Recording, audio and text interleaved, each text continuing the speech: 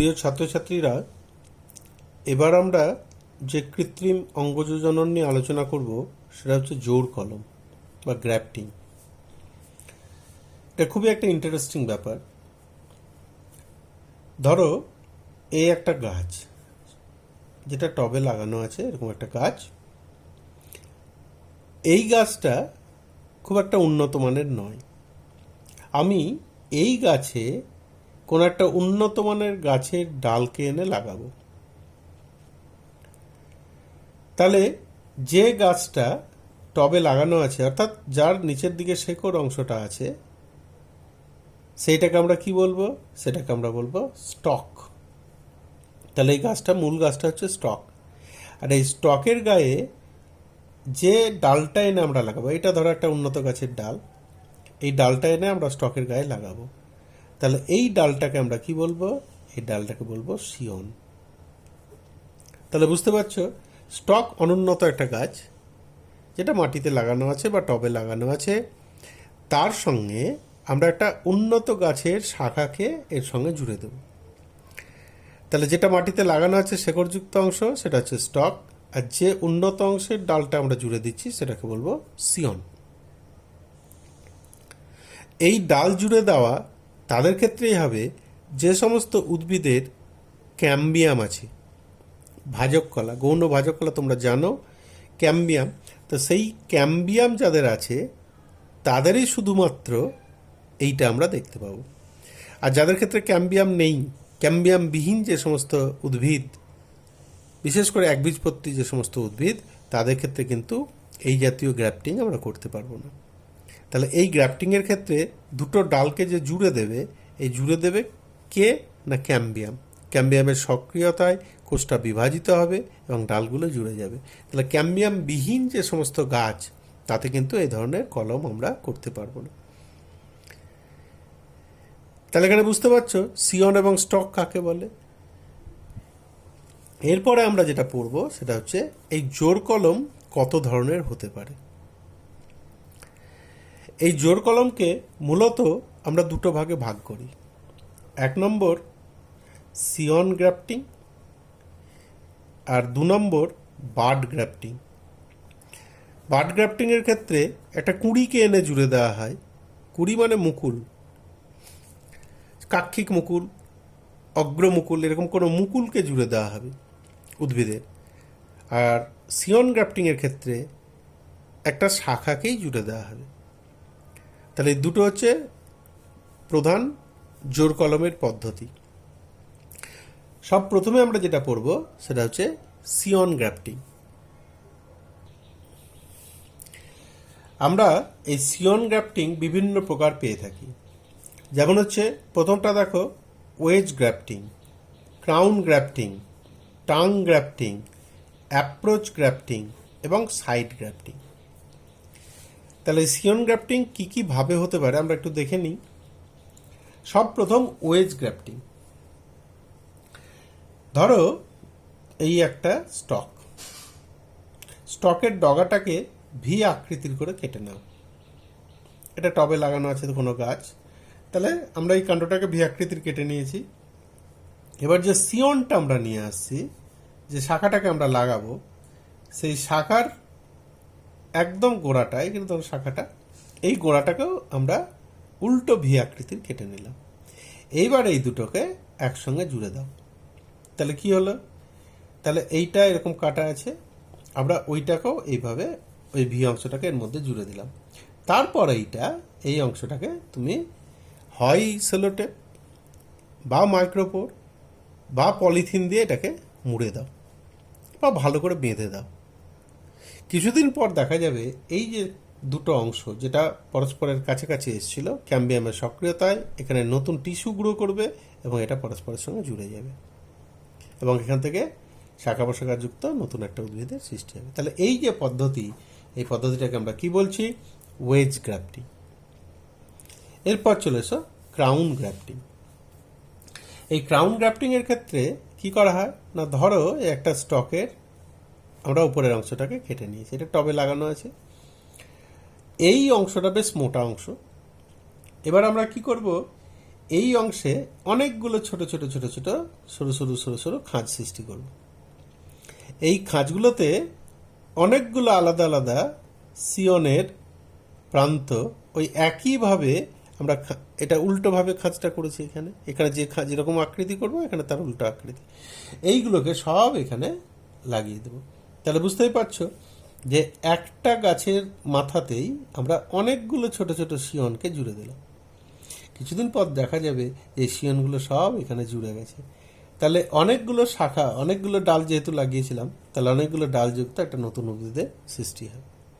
তাহলে এই জাতীয় যে গ্রাফটিং, এটাকে বলা হয় ক্রাউন গ্রাফটিং। এইবার চলে এসো টাং গ্রাফটিং।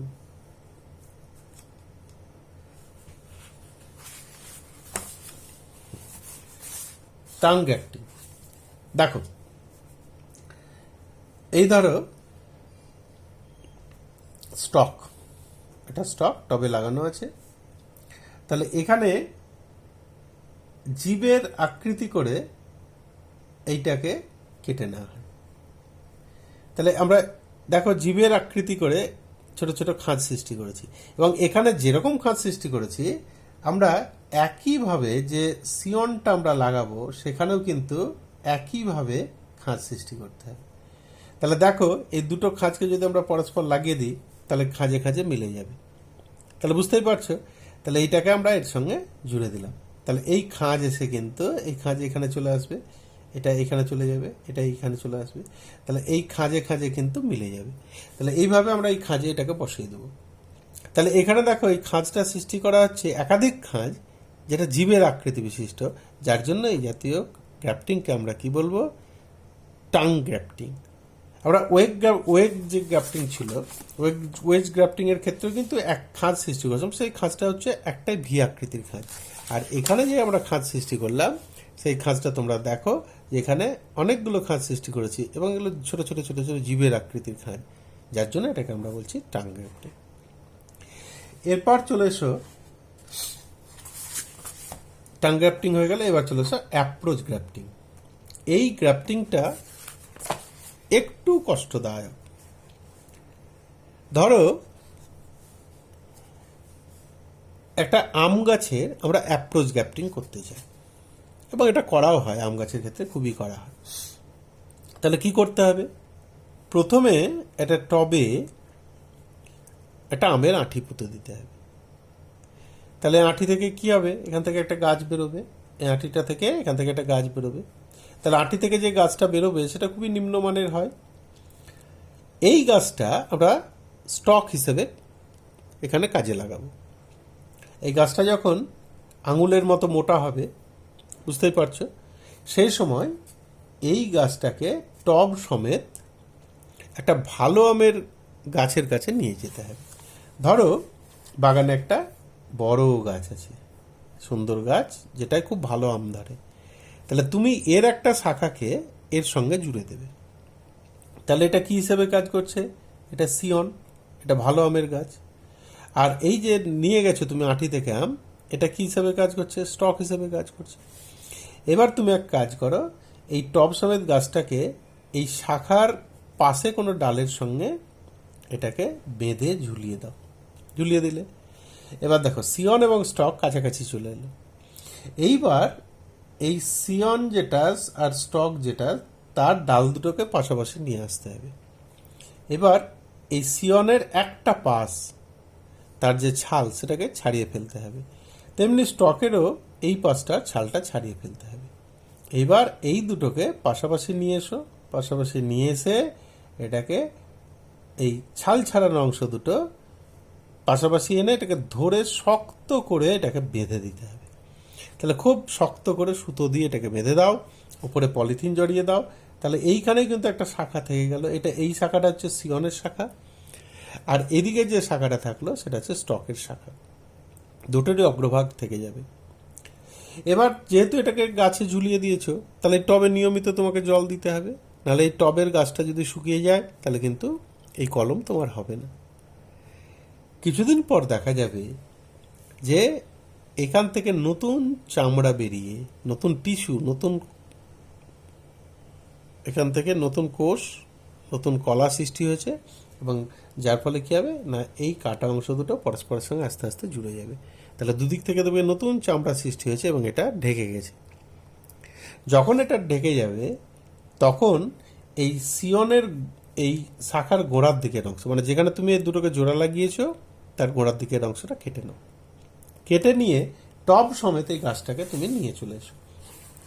তাহলে দেখো, তুমি যে টবটা সমেত গাছটা নিয়ে এলে এই গাছের কি রকম দেখতে পাবে। তাহলে এটা স্টক, তাহলে এটা নিজস্ব শাখা, আর এর সঙ্গে লেগে আছে এটা আছে সিয়নের শাখা। তাহলে এখানে দেখো দুটো শাখা এইখানে থাকবে। এটা হচ্ছে গাছের নিজস্ব শাখা, আর এইখানে তুমি এটা বেঁধে দিয়েছিলে। তাহলে এইটা হচ্ছে সিয়নের শাখা, আর এটা হচ্ছে স্টকের শাখা। তাহলে দুটো শাখা, এখান থেকে তুমি সিয়নটাকে কেটে নিয়ে চলে এসছো। তাহলে একটা গাছের মাথায় দুটো শাখা, দুটো ডাল। এইবার বাড়ি আনার পর কি করবে, এই স্টকের যে শাখা এইখান থেকে যেখানে তুমি জোর বেঁধেছো তার উপর থেকে স্টকের শাখাটাকে কেটে ফেলে দাও। তাহলে এখানে কটা শাখা থেকে গেল, শুধু সিয়নের শাখা। তাহলে এখানে তুমি খেয়াল করো, তাহলে গোড়ার দিকে কি থাকলো, গোড়ার দিকে থাকলো স্টকের অংশটা, আর উপর দিকের যে শাখাটা থাকলো সেটা হচ্ছে সিয়নের অংশ। আর এখানে দেখতেই পাবে যে জোড়া লাগা অংশটা হয়ে গেছে। এইবার এটাকে রেখে দাও। কিছুদিন পর টব থেকে গাছটাকে তুলে তুমি মাটিতে পুঁতে দাও।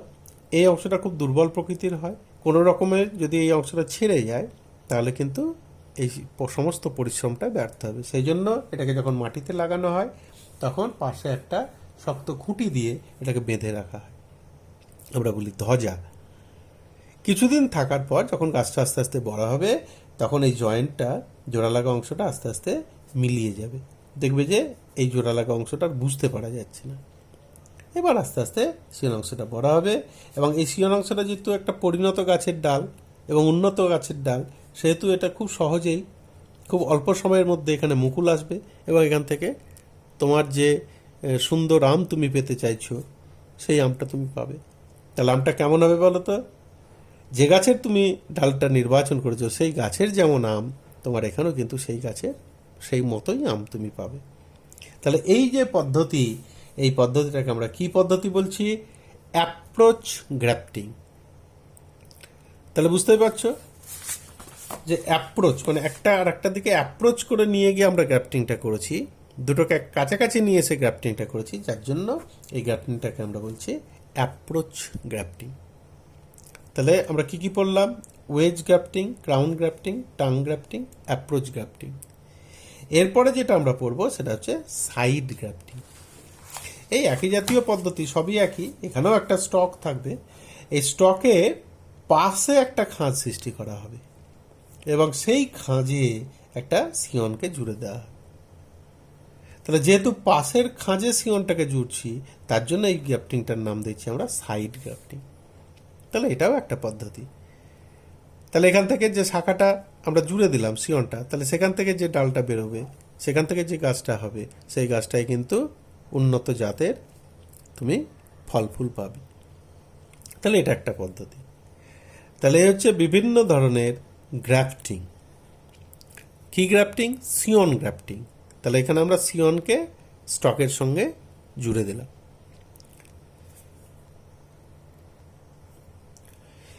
এবারে যে জিনিসটা আমরা পড়বো সেটা হচ্ছে বাড গ্রাফটিং। তাহলে এতক্ষণ তোমরা সিয়ন গ্রাফটিং পড়লে, এবার পড়বো বাড গ্রাফটিং। বাড মানে কুঁড়ি। এখানে কুঁড়ি মানে কিন্তু ফুলের কুঁড়ি নয়, এখানে কুঁড়ি মানে মুকুল।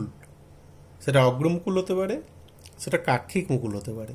অধিকাংশ ক্ষেত্রে যেটা আমরা করি সেটা হচ্ছে কাক্ষিক মুকুলের গ্রাফটিং। আমরা এটা একটু হাতে কলমে করে দেখাবো তোমাদের।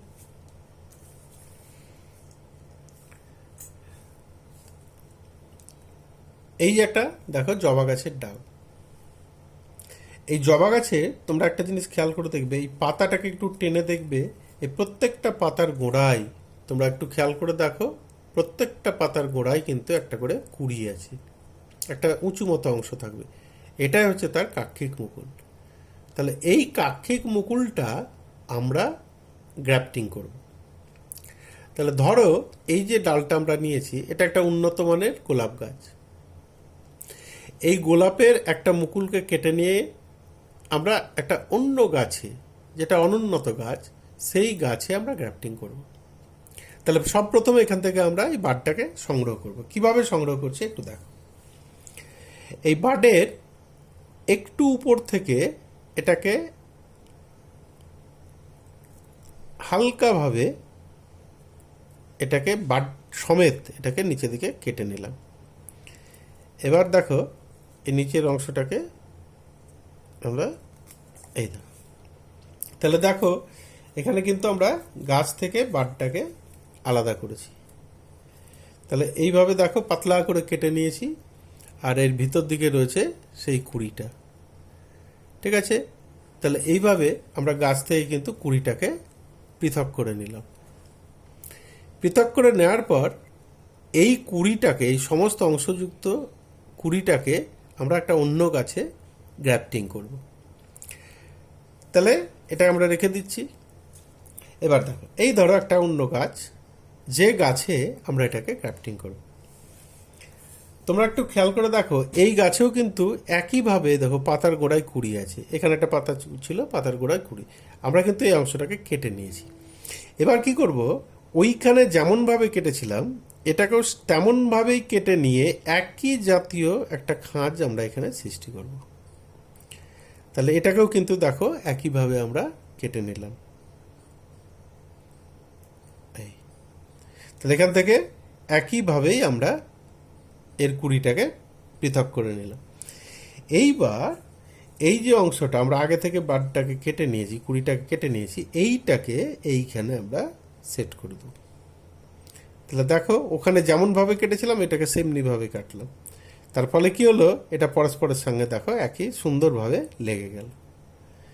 এইভাবে লাগিয়ে দেওয়ার পর কি করব, আমরা হয় মাইক্রোপোর বা পলিথিন বা সেলোটেপ কোনো একটা কিছুর সাহায্যে এটাকে আমরা আটকে দেব।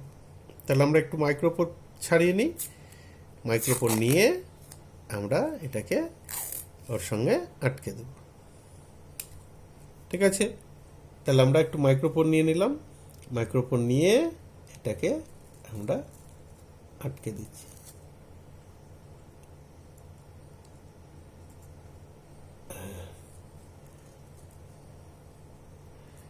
এই আটকে দেওয়ার সময় একটা জিনিস খেয়াল রাখতে হবে যে এই যে বাড অংশটা, কুড়ি অংশটা, এইটা যেন উন্মুক্ত অবস্থায় থাকে। তাহলে আমরা উপরটাকে মাইক্রোপোর দিয়ে আটকে দিয়েছি। তোমরা সেলোটেপ ইউজ করতে পারো বা পলিথিন দিয়ে বেঁধে দিতে পারো। আমরা নিচের অংশটাকেও কিন্তু মাইক্রোপোর দিয়ে আটকে দিলাম।